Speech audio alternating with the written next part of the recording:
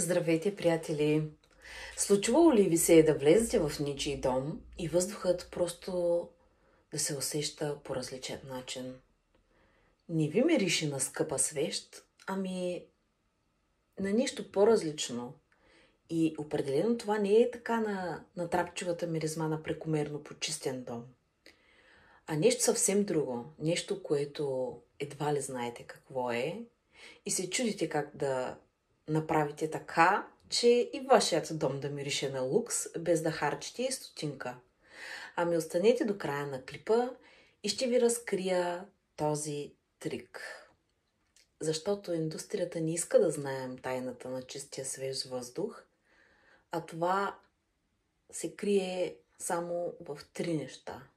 А именно неща, които имате във вашата кухня и съм сложила на вашето внимание. Едра морска сол, няколко карамфилчета, сода за хляб, някаква пластмасова кутия, супена лъжица, ябълков оцет, памук, може и тампони за грим да използвате, както и в моя случай ще ползвам паялник, който сега включвам да загрее. А вие, ако имате газов котлон, можете да използвате него и една вилица. Започваме като си отворим кутията. Какво трябва да сложим в тази кутия? Значи, едрата морска сол. Тук ключовия момент и акцент е на думата едра морска сол на кристали. Може да не е морска, може да ползвате и хималайска, но не трябва да бъде трапезна сол, а едра, защото неравните кристали вътре в тази сол увеличават повърхността и абсорбират повече влагата. След като сме си взели съда, на дъното поставяме памукът. Ето, по този начин. След това вземаме една супена лъжица и поставяме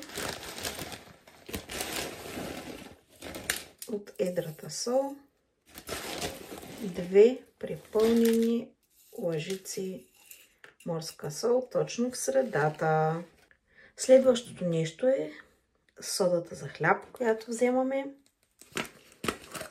Отварям я, загребвам една супена лъжица сода, която я слагам, както виждате, отгоре върху кристалчетата морска сол.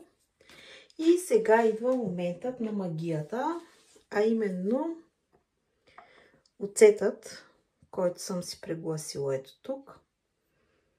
Внимавайте! Вижте какво ще се случи сега, когато го полея. Ето, дори ще ви приближа да видите. Стана експлозия. Когато смесите, виждате, че шупва. Това е въглеродният диоксид, който се отделя и помага на частиците сол да се разпръснат във въздуха.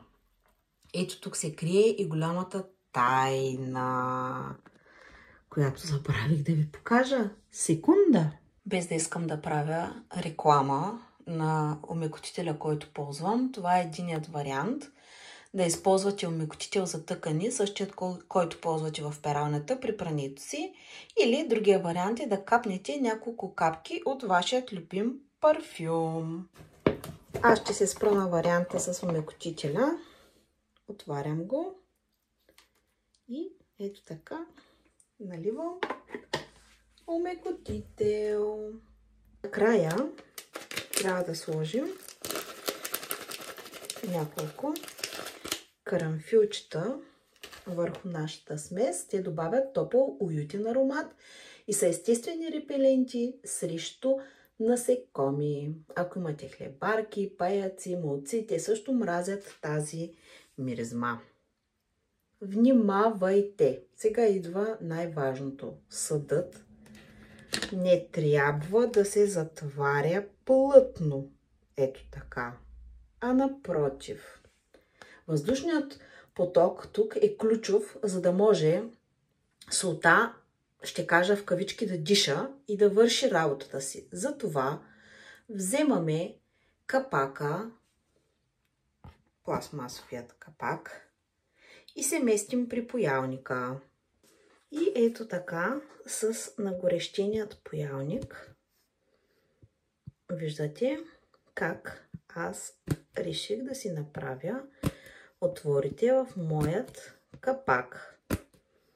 В случай, че не разполагате с поялник, можете, ако имате печка с газов котлон, да запалите газовият котлон и на искрите газ, които излизат, да сложите за 10 секунди виличка, която да нагорещи нейните 4 зъбци и с зъбците на нагорещената виличка по същият начин, внимателно, без да се изгорите, да направите дупчици, които, разбира се, няма да са с тази големина, но отново ще ви свършат работа, за да може въздухообменът да се случва и да работи нашият натурален освежител за въздух, който приготвяме в домашни условия и който ще освежи нашият дом абсолютно безплатно и най-вече натурално, без да дразни нашите дихателни пътища, ако имаме алергии. Ето така и последната дупка е готова. Бързо, лесно и безопасно затваряме капака върху съда. Ето така ще приближа да видите какво се получи. По моя препоръка, желателно е да си направите няколко такива съда, за да можете да ги сложите на ключовите възлови места във вашия дом. А именно, кои са те, ще се, може би, зачудите. Първото място, на което трябва да сложите такъв натурален освежител за въздух, е вашият килер. Там, където съхранявате вашите одеяла и зимни дрехи, защото мухълът съсипва скъпите тъкани. Второто място, на което можете да ползвате този освежител, е зад тоалетната. Това е най-влажната зона в дома ви. По този начин ще може да абсорбира влагата. И третото място, за което аз лично бих го ползвала, е в колата под седалката. Защо, ще кажете сега? Ами, има две причини, поради които можете да го ползвате там.